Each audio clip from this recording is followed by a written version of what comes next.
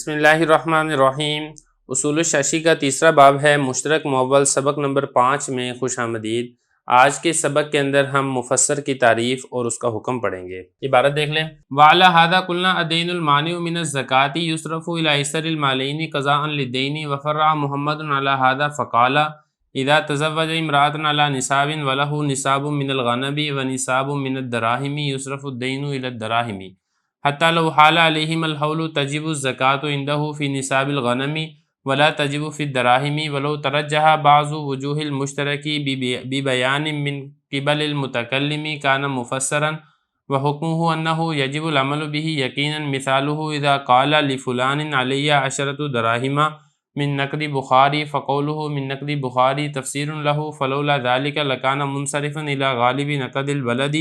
بطریق التعویل فیترجح المفسر فلا یجب نقد البلد۔ عبارت ہوگی ہے، اب اس کا ترجمہ دیکھ لیں پھر اس کی تشریح کرتے ہیں۔ حضرت فرما رہے ہیں کہ اسی بنا پر ہم نے فرمایا کہ وہ دین جو کہ مانع ہو زکوٰۃ سے، پھیرا جائے گا اس کو دونوں مالوں میں سے آسان مال کی طرف دین کے ادا کرنے کے لیے۔ اور امام محمد نے اسی پر تفریح کرتے ہوئے فرمایا ہے، جب کسی عورت سے نکاح کیا ایک نصاب پر اور اس کے پاس نصاب ہے بکریوں کا اور نصاب ہے دراہم کا، تو دین کو پھیرا جائے گا دراہم کی طرف، حتیٰ کہ اگر اس پر 1 سال گزر جائے گا تو زکوٰۃ بھی واجب ہوگی ان کے نزدیک، بکریوں کے نصاب میں اور دراہم کے نصاب میں واجب نہیں ہوگی۔ اور اگر ترجیح ہو جائے مشترک کی بعض صورتوں میں سے کسی صورت کو ایسے بیان کے ساتھ جو کہ متکلم کی جانب سے ہو، تو وہ اس کے لیے مفسر ہوگا، اور اس کا حکم یہ ہے کہ اس پر عمل کرنا یقینی طور پر واجب ہوگا۔ اس کی مثال یہ ہے کہ جب کسی شخص نے کہا کہ فلاں کے لیے میں نے 10 درہم دینے ہیں فلاں بندے کے نقد بخاری سے، تو اب اس کا یہ جو قول ہے نقد بخاری، اس کی تفسیر ہے۔ اگر یہ نہ ہوتا تو اس کو پھیرا جانا تھا شہر کی غالب نقدی کی طرف تعویل کے طریقے سے، مفسر کو ترجیح ہوگی، لہذا شہر کی غالب نقدی یہ واجب نہیں ہوگی۔ عبارت ہوگی ہے، ترجمہ ہوگی، اب چلتے ہیں اس کی تشریح کی طرف۔ دیکھیں، معول کی بحث سے ایک اصول معلوم ہوا تھا کہ جب کسی لفظ کے معنی میں متعدد احتمال موجود ہوں تو غالب رائے سے کسی ایک معنی کی طرف اس کو پھیرا جاتا ہے۔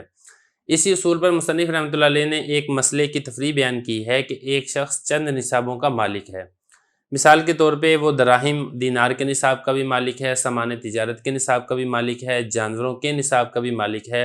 اور مقروض آدمی پر زکوٰۃ لازم نہیں ہوتی۔ اب وہ شخص مقروض بھی ہے، تو قرض کو آپ نے ایسے نصاب کی طرف پھیرنا ہے جس سے قرض کا دین کا ادا کرنا یہ آسان ہو، تو اس لیے قرض کو اول دراہم اور دینار کی طرف پھیرا جائے گا، کیونکہ دراہم اور دینار سے قرض کی ادائیگی یہ آسان ہے، اس میں نصاب کو فروخت نہیں کرنا پڑتا، بجائے اس کے کہ اس کو پھیرا جائے بکریوں کے نصاب کی طرف، کیونکہ وہاں پر اگر آپ نے قرض کو ادا کرنا ہے تو آپ کو پہلے بکریوں کو فروخت کرنا پڑے گا۔ تو لہذا دراہم اور دینار سے جب قرض کی مکمل ادائیگی ہو جائے گی تو پھر جو بقیہ نصاب ہیں اس سے زکوٰۃ ادا کی جائے گی، اور دراہم اور دینار کے نصاب پر زکوٰۃ یہ لازم نہیں ہوگی۔ کیوں لازم نہیں ہوگی؟ اس لیے کہ اس نصاب کے اوپر دین یعنی قرض ہے، اور جب تک قرض ہو تو زکوٰۃ لازم نہیں ہوتی۔ اس کو ذرا دیکھ لیں۔ فرمایا، ہم نے کہا کہ وہ دین جو زکوٰۃ سے مانع ہوگا اس کو پھیرا جائے گا 2 مالوں میں سے آسان مال کی طرف۔ اس کو مالین بھی آپ پڑھ سکتے ہیں اور آپ اس کو مالین بھی پڑھ سکتے ہیں۔ قضاء للدین، دین کو ادا کرنے کے لیے، مطلب یہ ہے کہ ایک شخص ہے، اس کے اوپر کئی نصاب ہیں اور اس کے اوپر قرض بھی ہے، تو اب قرض کی ادائیگی کس نصاب سے ہوگی؟ تو جس نصاب سے قرض کی ادائیگی آسانی سے ہو سکتی ہو تو قرض کو اس نصاب کے ساتھ لاحق کر دیا جائے گا۔ جیسا کہ میں نے آپ کو بتایا ہے کہ دراہم اور دینار ہے، اس سے قرض کی ادائیگی آسان ہے، تو ہم یہ کہیں گے کہ جو قرض ہے وہ دراہم اور دینار پر ہے، لہذا دراہم اور دینار پر سال گزر جائے گا تو اس پر زکوٰۃ لازم نہیں ہوگی، جو باقیہ نصاب ہیں ان کے اوپر زکوٰۃ لازم ہو جائے گی۔ وفرع محمد علی ھذا، اسی بنا پر امام محمد رحمۃ اللہ نے ایک تفریح بیان کی ہے کہ ایک شخص نے نکاح کیا ایک عورت سے ایک نصاب پر کہ میں تجھے مہر کے اندر 1 نصاب دوں گا۔ اب اس کے پاس 1 نصاب ہے بکریوں کا اور اس کے پاس 1 نصاب ہے دراہم کا، 2 نصاب ہیں اس شخص کے پاس۔ اب یہ جو مہر دیا جائے گا، یہ چونکہ اب دین آ چکا ہے مرد کے اوپر، تو یہ دیا جائے گا دراہم سے۔ کیوں؟ کیونکہ اس سے ادائیگی یہ آسان ہے بنسبت اس کے کہ آپ ادائیگی کی جائے بکریوں کے ساتھ۔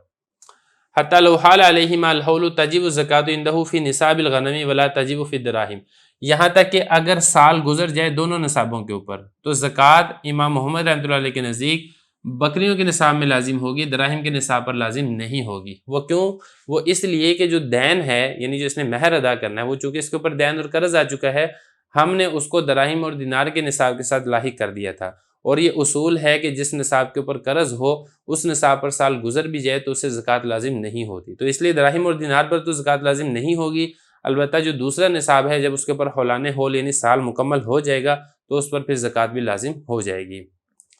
تو یہ فرمایا حتی لو حال علیہما، دونوں نصابوں پر اگر سال مکمل گزر جائے تو زکوٰۃ لازم ہوگی، صرف بکریوں کے نصاب میں دراہم پر یہ زکوٰۃ لازم نہیں ہوگی۔ کیوں؟ اس لیے کہ یہ ایسا نصاب ہے جو کہ مستغرق بالدین ہے، دین یعنی قرض کے اندر یہ ڈوبا ہوا ہے۔ ولو ترجح بعض وجوہ المشترک، یہاں سے اگلا مسئلہ یہ بیان کر رہے ہیں، مؤول اور مفسر کے درمیان فرق یہ بیان کیا جا رہا ہے۔ دیکھیں مشترک معنی میں سے کسی معنی کو اگر متکلم کی جانب سے ترجیح ہو جائے، یعنی متکلم خود وضاحت کر دے کہ میرا یہ والا معنی مراد ہے، تو گویا کہ یہ قطعی دلیل ہوتی ہے، تو یہ قطعی دلیل کے پائے جانے کے وقت جو مفسر ہے اسی کو اختیار کیا جائے گا، پھر یہاں پر تعویل کے ذریعے سے کام نہیں لیا جائے گا، کیونکہ تعویل کے ذریعے سے جو دلیل جو ایک تعیین ہوتی ہے وہ قطعی نہیں ہوتی، وہ ظنی ہوتی ہے۔ مثال سے بات سمجھ میں آئے گی۔ مثال کے طور پہ ایک شخص نے کہا کہ میں نے فلان علیہ عشرۃ الدراہم من نقد بخاری، کہ فلاں کے میرے ذمے 10 درہم ہے نقد بخاری سے، یعنی جو بخاری کی نقدی ہے شہر کی، بخارا شہر کی جو نقدی ہے اس کے جو 10 درہم ہے وہ میں نے فلاں شخص کے دینے ہیں۔ اب یہاں پر جو اس کے ذمہ لازم ہوگی ادائیگی وہ بخارا شہر کی نقدی سے ہی ادائیگی لازم ہوگی، وہ کسی اور درہم سے یا کسی اور دینار سے، یا شہر کے اندر اگر کوئی اور بھی مروج ہے تو اس سے نقدی ادا کرنا یہ لازم نہیں ہوگا۔ وجہ یہ ہے، دیکھیں ذرا ابھی اس عبارت دیکھ لیں، فرما رہے ہیں کہ اگر ترجیح ہو جائے مشترک کی صورتوں میں سے بعض صورت کو بی بیان من قبل المتکلم، اس کو قبل نہیں پڑھنا، اس کو قبل پڑھنا ہے، متکلم کی جانب سے اگر خود وضاحت ہو جائے کہ یہ جو معنی ہے مشترک ہے اس میں سے کون سا معنی یہ میری مراد ہے، تو پھر وہ مفسر ہوگا اور اس پر عمل کرنا یقینی طور پر واجب ہوگا، اس وقت پھر آپ مول کو اختیار نہیں کیا جائے گا۔ وہی بات ہے دراہم کی، جیسے میں نے پہلے بتا دیا تھا کہ اگر دراہم کا لفظ ذکر کرتا ہے اور تعیین نہیں کرتا تو شہر کی غالب نقدی کے اوپر محمول ہوگا، لیکن اگر اس نے خود ہی تعیین کر دی تو اب یہ مفسر بن چکا ہے۔ جب یہ مفسر بن چکا ہے تو مفسر کو مول کے اوپر ترجیح ہوتی ہے اور جو یہ خود تعیین کرے گا وہی لازم ہوگا۔